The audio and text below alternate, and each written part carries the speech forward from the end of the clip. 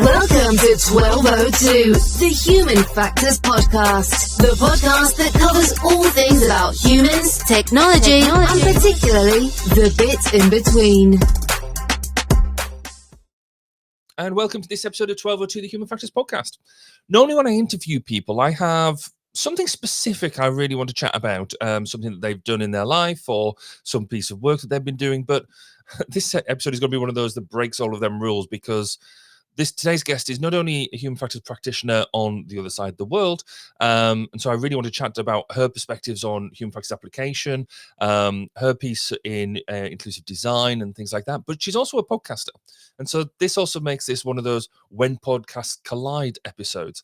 So I really want to dig into that as well. She's also writing a book, so I want to know more about that. So rather than stick to one topic, I'm going to break all my own rules and try and talk about everything that we can in about 45 minutes to an hour.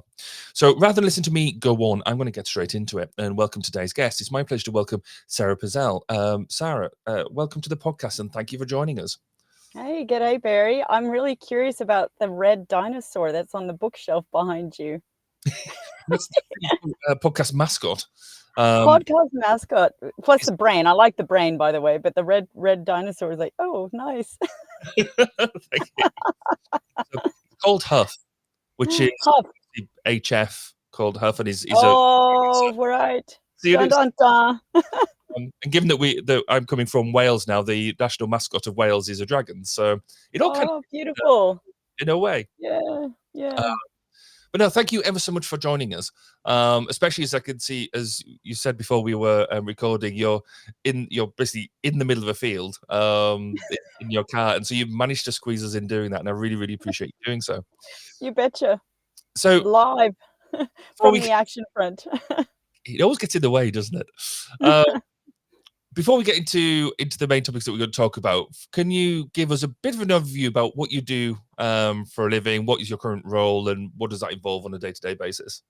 A day in the life of is really varied in the sphere of human factors anyway, and in my world particularly so. I work across all industries in human factors and ergonomics, and I work in research. So I research partner with universities and submit research to funding bodies, and I'm a lead researcher in those elements. I consult with clients to really help resolve real world problems.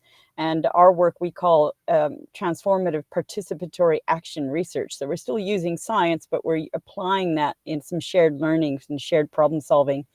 And with that, when I find what I call alpha clients who really want to make a difference and who have long-term engagements with you, a side-by-side, there's a coaching service that we provide so they can understand a little bit more about human systems integration and how they would apply all these various projects that they commission. Mm-hmm. We also develop collateral and technology research and development. We're developing some extended reality and immersive experiences right now with some tech partners, and we represent digital media that might help businesses transform. So there's sort of those 5 tendrils in what we do. And then we work across all industries. I was just reflecting this morning that I'd had, by 10 a.m., I'd had conversations with somebody in the education sector, rail sector, facilities maintenance, a global company, and mining. Yeah, before 10 a.m. Wow, that's a lot to get your teeth around, like almost before breakfast at that point. That's it's spicy. The human factors world, isn't it? That you do get to put your fingers into many different types of pie and be able to apply a lot of them lessons across the board. Is that something you always you relish doing, or is it something that you like to focus more on one single thing?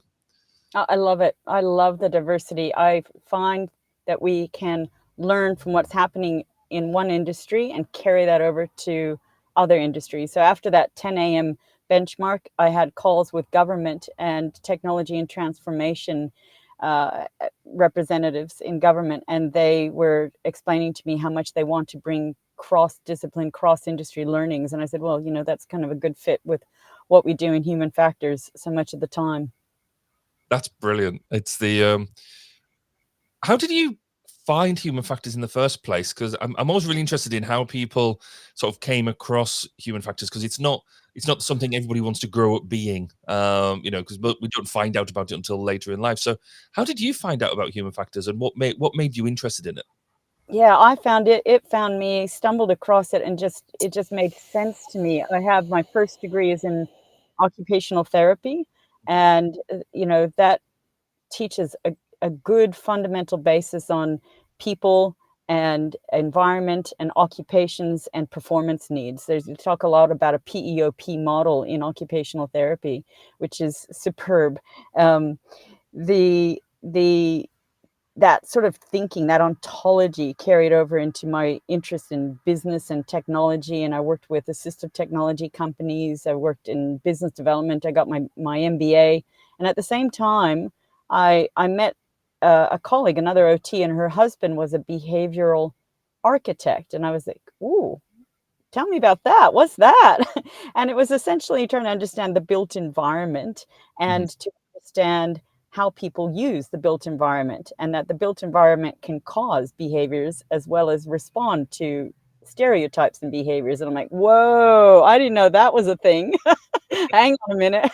And I started to gravitate to seek out more information about that. And I learned more about industrial design circles, and design anyway made sense to me, because by that time in my career I was doing a lot of business management, executive level business management, and I understood that you couldn't just work from risk and compliance, that you actually needed to have growth and transformation if you wanted to have sustainable operations. So that piqued my interest. And in my OT career, we started doing a little bit of ergonomics and human factors, bibs and bobs, but you didn't have a real comprehensive framework around that.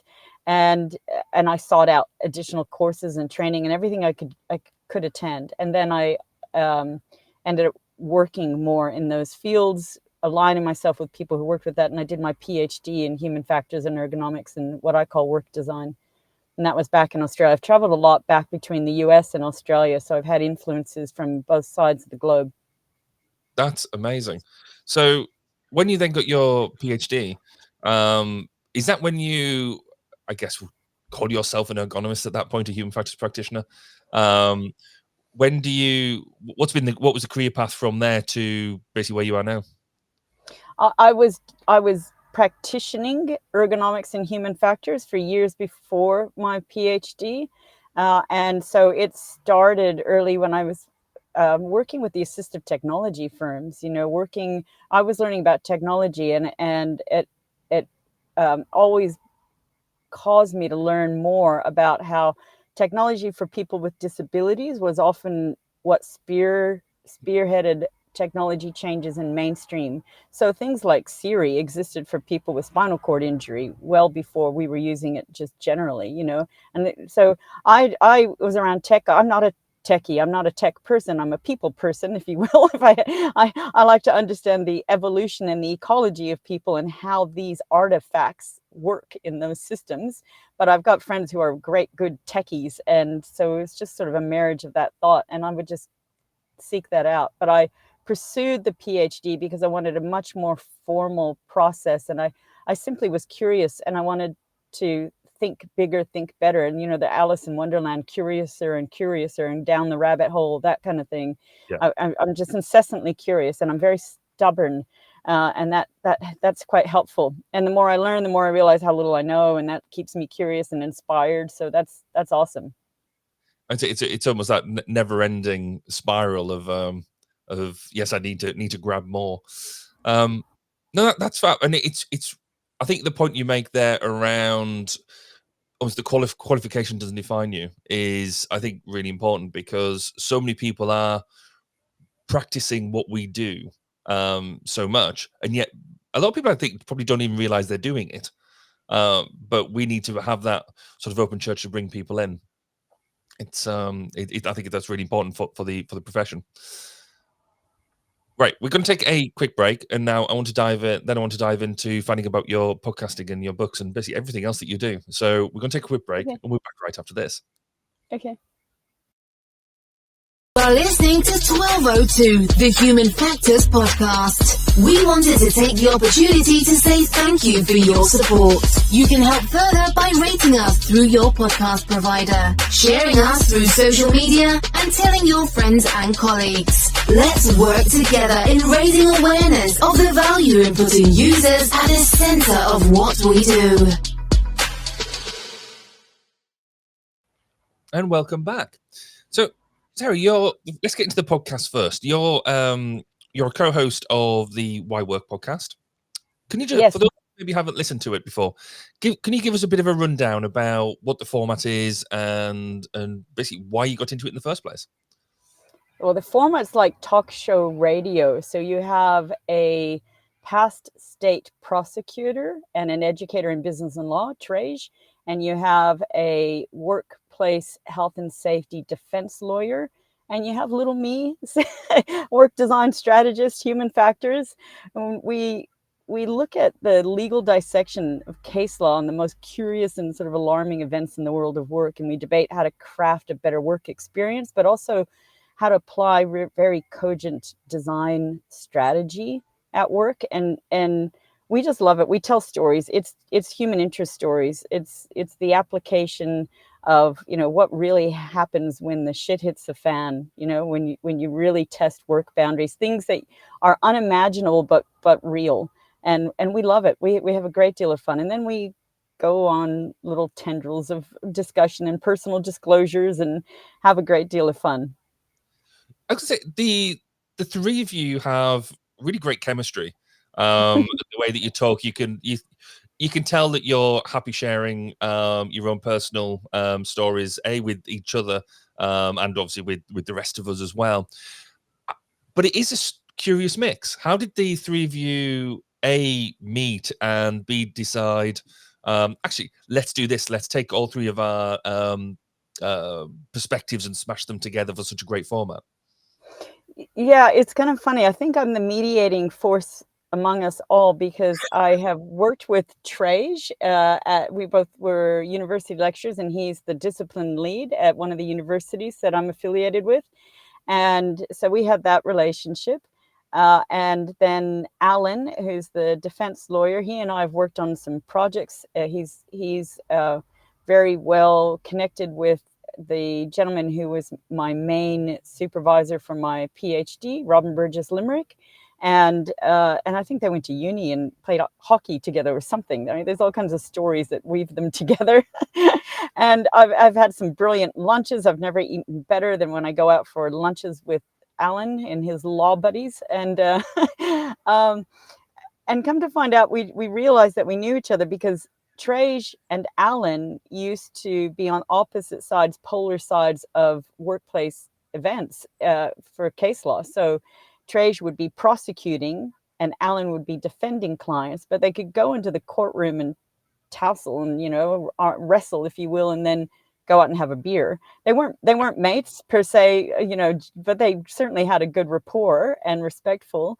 And when we all realized that we had this connection, we just said, oh, look, we're going to be in the city. Let's just go grab a coffee. And we were eating croissants and telling stories, and come to find out Trej's past life, his dream before lawyering was music production. Now he still has all of his music gear and whatnot at home, to sound engineering gear for music production. And he was an 80s doof kind of music. He and his brother used to record music. So the music that you hear on the podcast are old 80s original scores that we've just remixed and reused. And Brilliant. Alan has a very dry sense of humor. And we were just laughing and laughing. And the waitress is trying to put chairs upside down on the tables. And we were telling stories that those guys have come across. And I just interject because I can't help myself.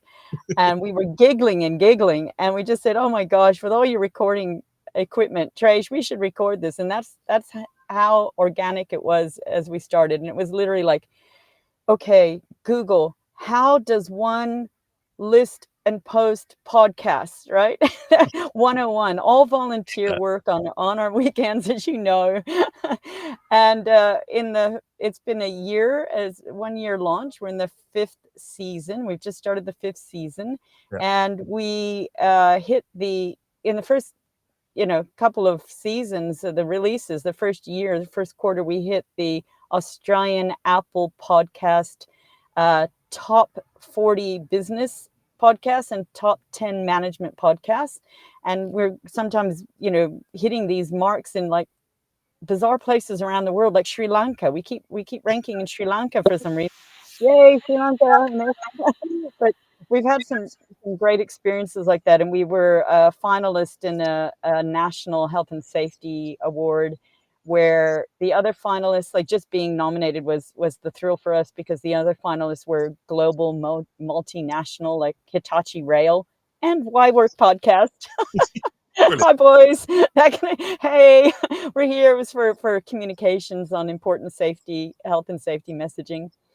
We've been asked now to record live in a national event early next year, and we've been asked. We just had a conversation this week about recording for the state of New South Wales for the government. So we're excited. It's just fun things. We just like to share these stories and provoke good ideas, good thought, prompt thought on serious matters, but in fun, accessible ways. Yeah. No, it is. It's a fascinating listen, and I love the way that it is a different perspective, because you're not you're not a usual group, shall we say? It's a group No, in together, and actually you just listen, and before long you realize you've been listening for what his age is, but actually it goes so quickly. It's a brilliant listen. I absolutely love it. I'm so glad. So yeah, and so good luck with the with the rest of the exposure with that. But then to jump to something else, you're co-editing a book at the moment as well. It's not like you've got, from what you've already said, what you do on a day-to-day basis, and Yeah. I've got no idea. But so you're co-editing a book on good work design. Could you give us a bit of an insight into that, and what's, apart from it being about good work design, what will make this book different to others out there in the market? Thanks for that. Yeah, it's part of the Workplace Insights series by Taylor and Francis, and that started with a friend and colleague of mine, Nectarios Karanikis, and he really wanted to tell stories from the view of the practitioner, real world stories. The minutiae, when you get into what is a day in the life of, and your successes as well as your trials and tribulations, and how you stumble and what you've learned from that. And that was the start of it when he looked at safety insights. And I said, hey, that's pretty good, but you can't stop there, right? That's awesome. Well done. Bravo. You can talk about ergonomics. And he was like, okay, all right, princess, come and join me. So we did a book on ergonomic insights and had a similar theme. We've just published another book on healthcare insights and had a webinar release on that yesterday. And now we're working on good work design, and that's a more formal book. So we've had different book editors in this series. And in this, I'm working with Dr. Elise Crawford. My mate Elise and I are passionate about trying to communicate the foundations of good work design. And when we say that terminology, it's often considered as organizational psych from that viewpoint of job design, which is incredibly important. But we're looking at it even broader with the whole system design of what you look at human systems integration and human factors when you start with buildings and capital equipment and technologies, through to job design, through to training, through to social relations, like I was talking earlier, the ecology of people. So we want to look at it in a very broad perspective of what's very enduring in good work design. And we also have a slightly different perspective than what you hear about in some of the health and safety vernacular about good work design. So sometimes good work design is about designing good work. So bear with me here, Barry, which, you hope is a good thing. You really want people to enjoy their jobs and do something that inspires them and makes them move and, keeps them happy. Awesome. But it's such a relative term to think about what good work is and in what context. When I use that term good work design, I'm thinking my emphasis is on design, on the fact that you've applied cogent design strategy. And that's a big difference. And I'm not saying just design good work, because you can have great jobs like be a health and fitness instructor, and there are national chains of fitness industry where people are healthy according to that term, but the businesses are going broke, right? And they haven't done some really cogent strategy on adopting new technologies or keeping up with the changes and having sustainable operations.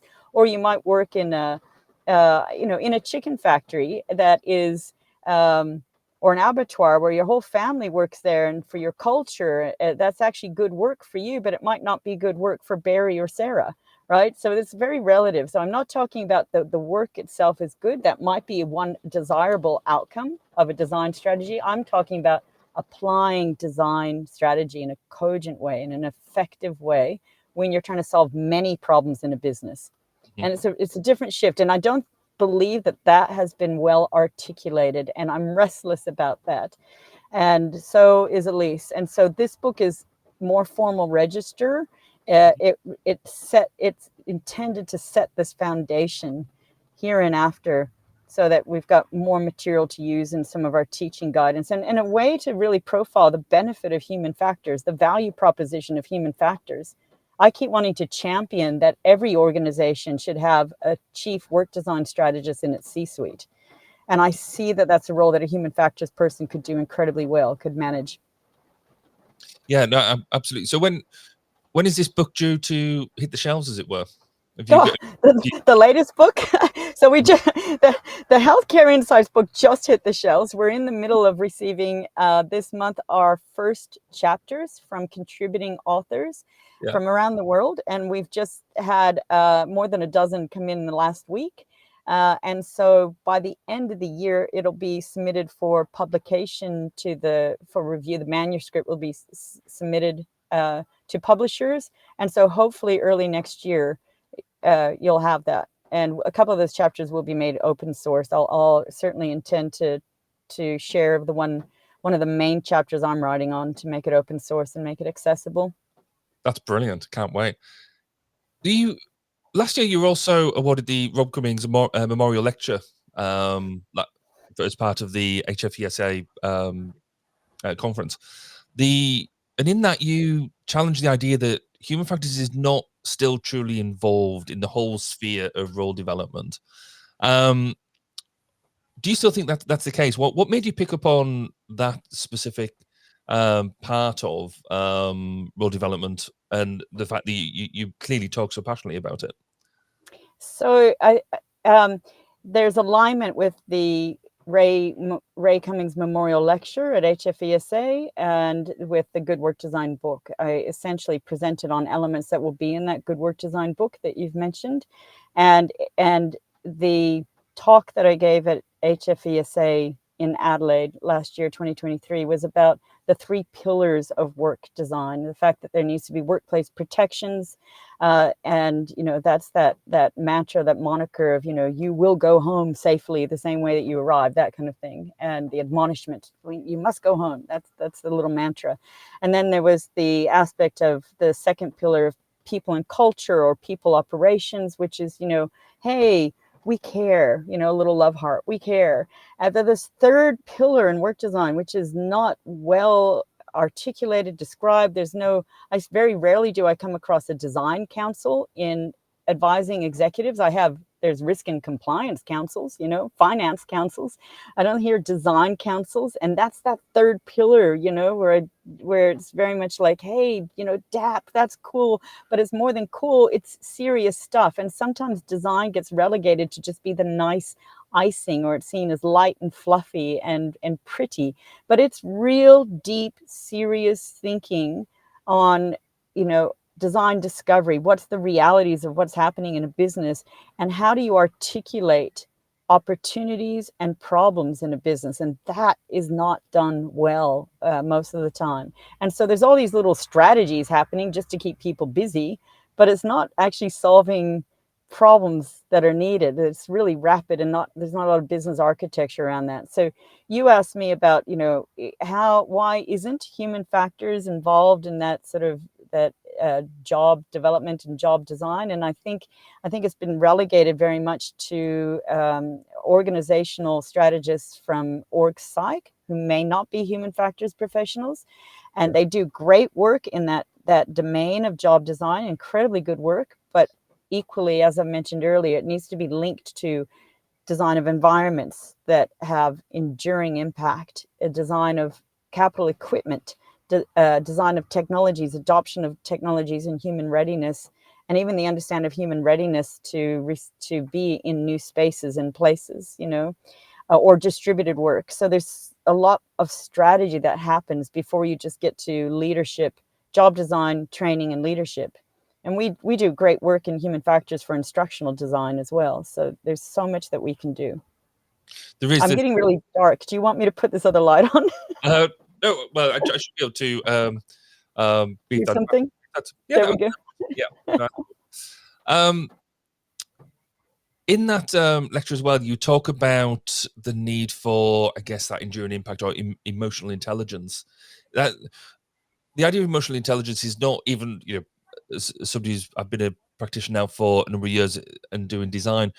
It's not something I think most people are that comfortable in talking about, and so what do you think we can do to break that barrier to talk about emotional intelligence more, because it's clearly important in modern design?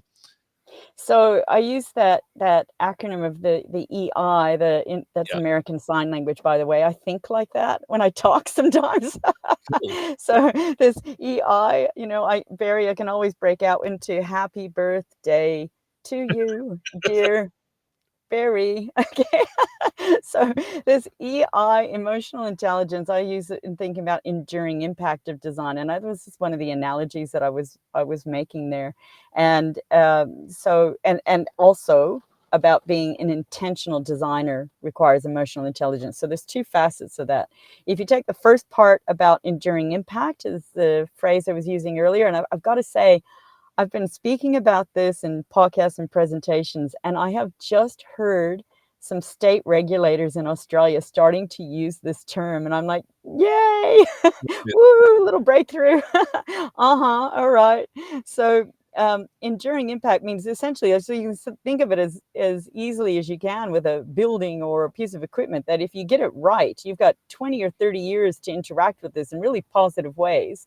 If you get it wrong, you've got 20 or 30 years to manage workarounds and problems, and just assume you've got to expect some bad interactions where you've got so many more elements in your work system to factor in, of extra training and extra considerations and more signage or whatever people fall back to, right? Or extra alerts, where in fact, if the system was designed better, you might not need to wait to the pointy end of a 2-second hazard alert that you hope people have adequate time to understand, comprehend, or respond to in the way that you desire that they function, right? So that's the EI of enduring impact.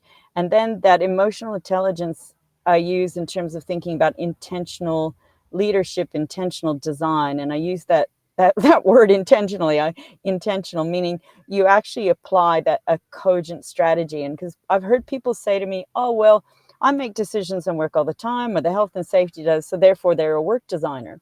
And you see that in some of the literature about designing good work. It just has to be healthy work, quote unquote, right? And I'm saying this tongue in cheek. And if you're making a decision, you are a work designer. I'm like, well, you might, I'm not comfortable with that. So maybe you're an accidental designer, because I haven't really seen you go through, people, organizations, in many instances, go through that design discovery, that articulation of opportunities and problem-based design statements, and what that causes, and aligning that with determined business strategy and other, United Nations missions of sustainability and resilience and health, or environmental sustainability, whatever the values are that you want to achieve, and then test these ideas and have iterative strategies and design sprint workshops. If I use that language, that just seems so foreign. It's what energies exist, what hazards exist, what are the risks of what to whom, and how do we mitigate that? It's all very negative control. Sit down, buckle up. It's all downhill from here. Let's just only find the problems. Yeah. Versus how do we actually strategize for what we desire, for what we want? And you have people talking about resilience engineering on your show all the time, and it's very much about being intentional to prop what you desire as much as understanding what you don't want and articulating that and managing that over time. So that's the other part of the emotional intelligence in business, is going from waterfall project management to agile project management, and continually testing a design, a system design, when different scenarios arise, evaluating it, understanding it, making revisions to that system. So there's another level of emotional intelligence or enduring impact of good design, and intentional leadership or intentional design. It's embedded in that whole thinking. Brilliant. And I guess that you're right, that link, that transformation from waterfall to agile is quite important when you look at it from that perspective, about going back and testing your assumptions, testing what you've done so far. Does it fit with my user? And do they, are they actually liking what they're getting? Which is something I still think quite a lot of projects miss out of agile, because I think talking to the user is difficult. It's not as easy as writing a piece of code, and it's still a battle I feel that we're still trying to win, rather than it being, agile is clearly it's clearly us winning the battle. I still don't think that's the case.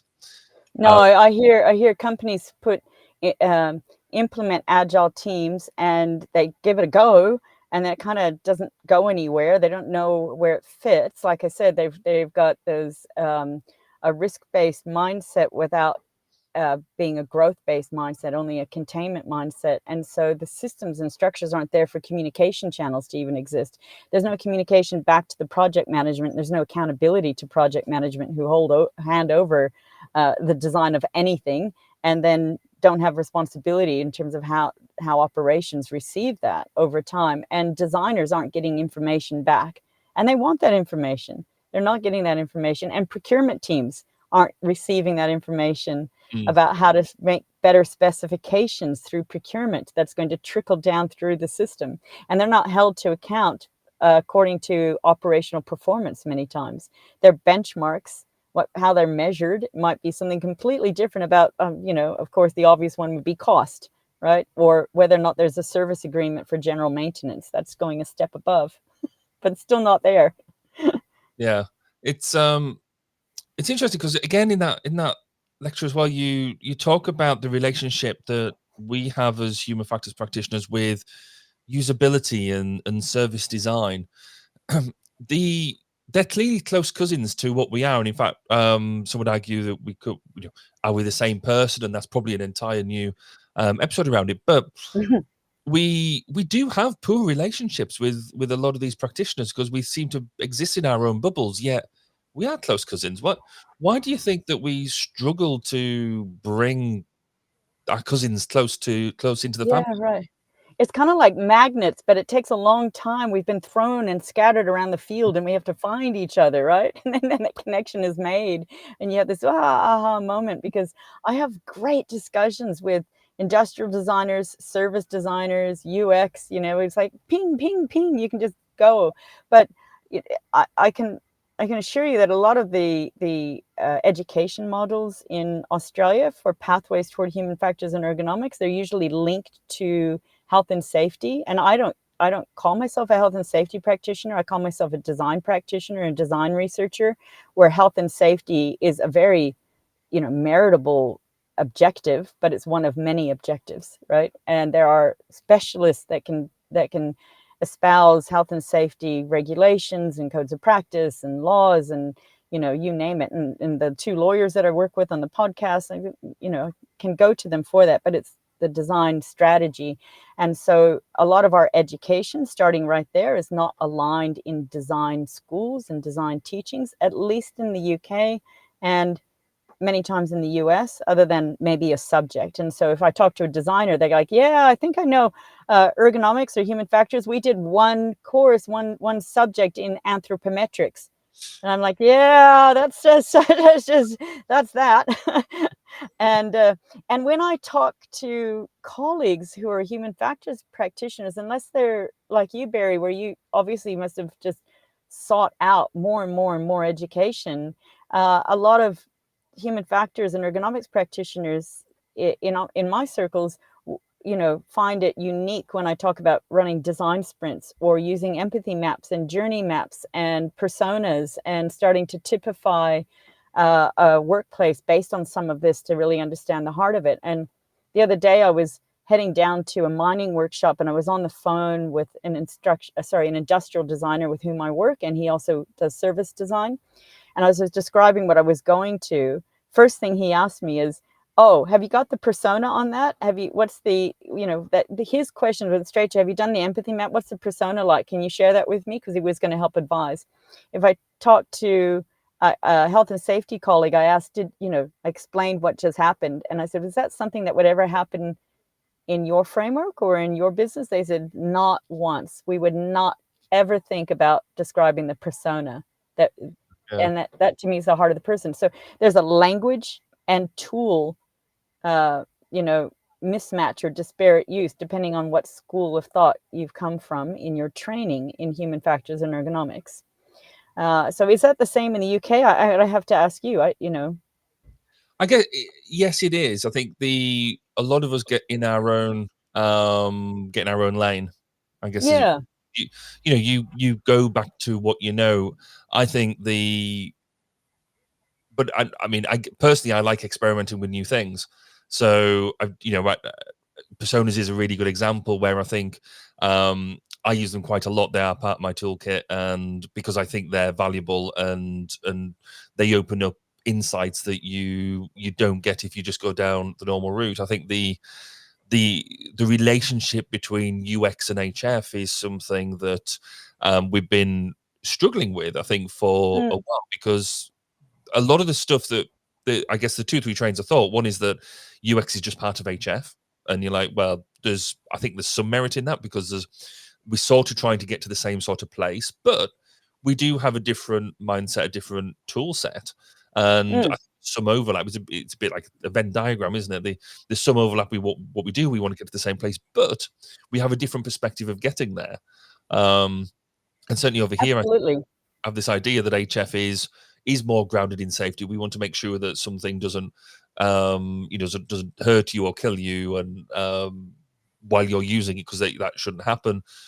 UX is more about delighting your The client. experience, that's right, and the feelings and the evaluation of the experience and the feelings about that experience, right? That Yeah. next step. Yeah, very much so. And so I'm And very and yet, trying sorry. to smash the two together, because Mm, that would be cool. But I mean, I particularly work in the military domain, and I think we right. sort of say, well, actually, the military it doesn't matter what it looks like or feels like. They've got to press the button and just do as they're told. But I think that's changing a lot now, as well, because our soldier, sailors, aircrew use everyday objects like phones and things like that. So the level of expectation, the bar has been changed. So And designers that can benefit from human factors ergonomics professionals, because we get into great granular detail in interface about tactics and any physical interactions, or the psychology of the experience, the sensory preferences, and the neurological basis for design, and levels of cognition and semantics, and those sorts of practices for cognitive work analysis, and that can embellish and inform the journey maps and the personas and the empathy maps in a whole nother way. So I think you're right that we should cross uh, use these tools with some cross benefit, but they also have our specialty to enhance it differently. We're not just going to make it so global that you don't get to that granular detail. We give that granular detail. And so when I work with conventional designers in industrial design or instructional design, they love that we get into that level of detail. Absolutely. how I've been slightly cruel here, because this is an unfair question, but Go on then. we, with our greater understanding now of neurodiversity, or I think we're just starting to understand neurodiversity, how do you think our profession is going to change because of that, given what we've just said about the, the relationship between UX and HF? How do you think we're going to have to change and evolve because of that?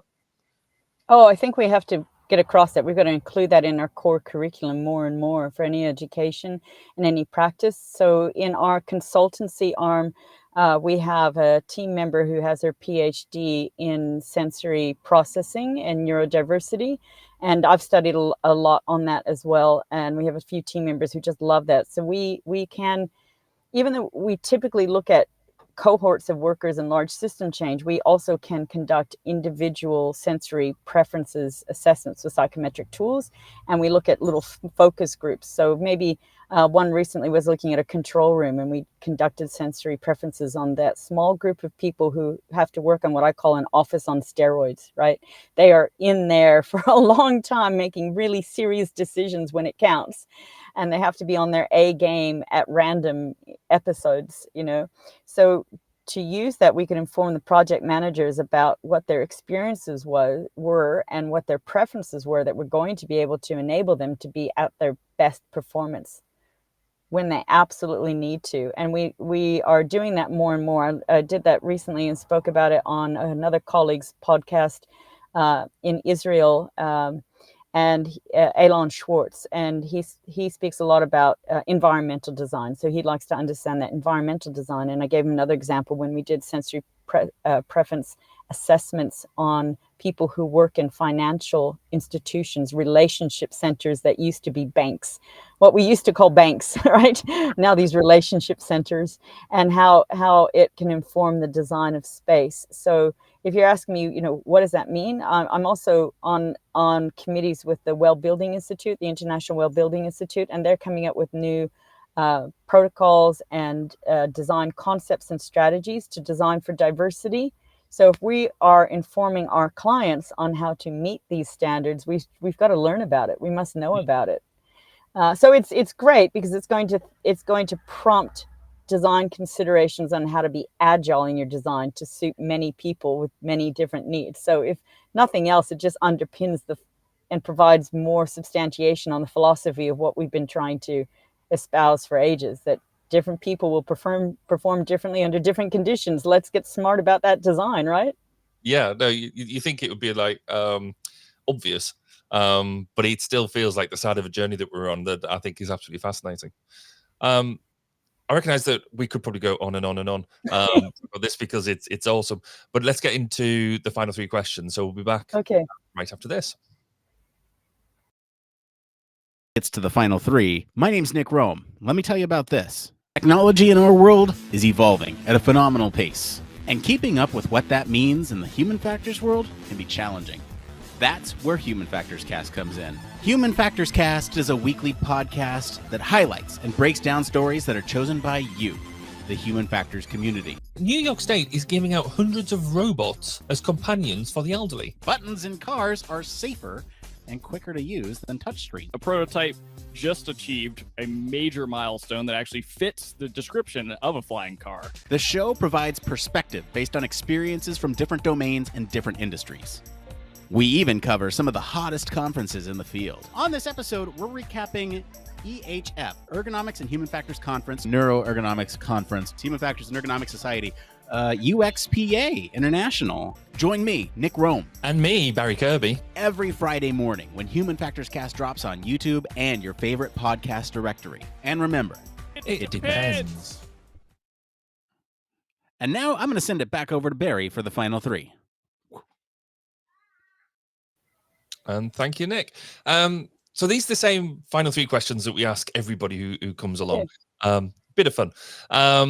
Do you have a go-to book or a paper that you use repeatedly, either as a core bit of your work, or if not, it could be fictional if you want?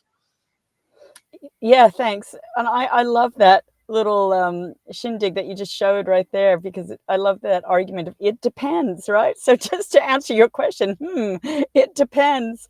Yes, there are several books, the way my brain flicks through many things. I love the Everman Saga by James Maxwell, about magic and seeing beyond what's before us, and the strong warrior princess. I love the Dragon series Aragon by Christopher Paolini. Again, just dancing with magic, and there's creatures and nature and elves that do yoga and foster their strength and different cultures to tolerate. Design for diversity. I love Shogun, James Clavell, about strength and preparedness, being comfortable outside the cultural zone that you're familiar with and seeing growth and gentleness that can come from this. I love the book Shantaram, if you haven't read that, by Gregory David Roberts, about an Australian renegade, and he escapes prison and goes to Bombay, meets the curious Prabhakar, and there's a lot of cultural challenge and growth. So yeah, there's quite a few things that obviously, when I'm speaking about this, Barry, it's obviously adventure and magic, I think, is what transformation, adventure, and magic are the themes there. Oh, very much so. That's brilliant. If you could go back in time to a point that suits you, what advice would you give to your younger self? I would tell myself to just enjoy stumbling, just keep learning different ways to roll, and trust that restlessness, and it's justified. It fosters creative thought. Don't worry about the discomfort it causes to others. Just remain respectful, of course, and not trying to cause harm, but it's not your job to please them. So stay curious and just run ahead, fly, put your wings on. Yeah. No, that's cool. If you then go to you're looking when you retire at some point, what would you like to be remembered for? Interesting. In life, it's just about being a loving parent and friend, being curious and adventurous. I'm sitting here in my car, and my obligation is to my son and his rugby right now. In work, it's about shaking things up. Transformation. Work is an experience, and for many people, one, and I'd like to shake that up. I'd like to introduce the idea of design in the workplace, and fundamentally that it is service design in work. Work is a suitable design medium, and it's something to play with, and well orchestrated design strategy will help the experience of work become something joyful and creative and inspiring, one for growth and learning. So definitely just that sort of magic and transformation, right? Bring it from my books, my fictional books, into my daily life. I just love to have fun with that. That's brilliant. Thank you. Sara, thank you for sharing your insights and sharing your magic with us. That's it's been a really interesting discussion, I think. Quite frankly, I could have kept on going on and on and on. If people want to get in touch with you, how would they go about doing so? Grab my LinkedIn profile, easy to connect and open to chats, and then I can share more details easily. So Sara Pazell on LinkedIn, and happy to further these discussions. I can't wait to learn more from your guests too. I love it, Barry. Well done. It's such a commitment that you've made. Brilliant. Thank you. And yeah, thank you for sharing your time, and especially being able to fit us into your really busy schedule. And I hope your son's had a great time with his rugby. I'll find out how he's going. Yeah. Blissfully unaware about what you've been up to. So yeah, thank you, Sara, and thank you all for listening and watching. If you've enjoyed this episode, please do like and share whatever platform you're using. If you've got any questions or comments, leave them in the comments piece down below, and we'll definitely get to them and respond to them. And we'll see you all on the next episode. Listening to 1202, the Human Factors Podcast. Please do get in touch with your thoughts, questions, and comments. You can contact us on social media such as Twitter, LinkedIn, and Facebook at 1202 Podcast. See you next time. And remember, it's more than just common sense.